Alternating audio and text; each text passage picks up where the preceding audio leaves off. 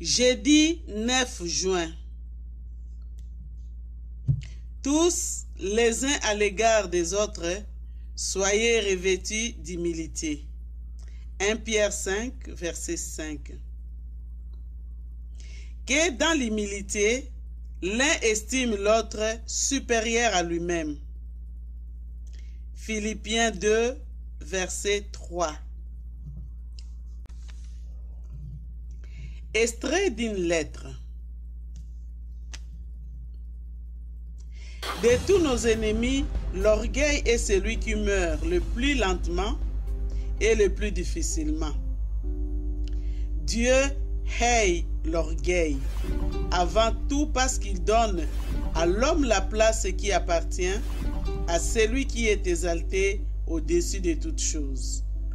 L'orgueil interrompt la communion avec Dieu et attire ses châtiments, car Dieu résiste aux orgueilleux.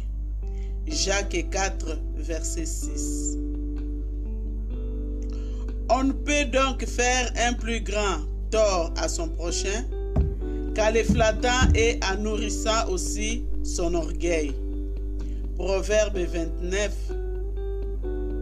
verset 5. Proverbe 26, verset 28.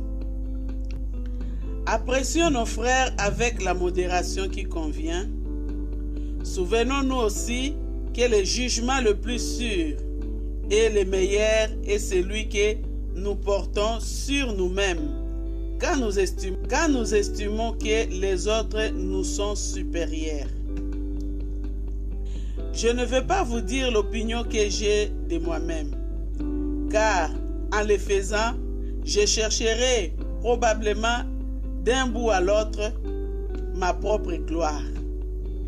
Et tout en la cherchant,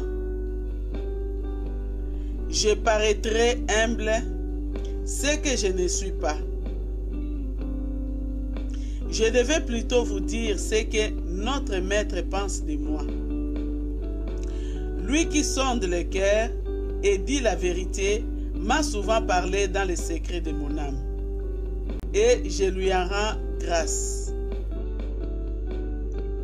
Mais, croyez-moi, il ne m'a jamais dit que j'étais un chrétien éminent et avancé dans les voies de la piété. 1. Au contraire, il me dit très clairement que si je connais la place qui me convient, c'est celle du premier des pécheurs et du dernier de tous les saints. Et je dois accepter son jugement plutôt que les vôtres. Le chrétien le plus éminent est l'un de ceux que personne ne connaît, dont personne n'a jamais entendu parler, dont tout le bonheur est Christ et qui fait tout pour avoir son approbation. A. Rocha. C'est ce qu'avait écrit dans la préface d'un livre celui à qui cette lettre était destinée.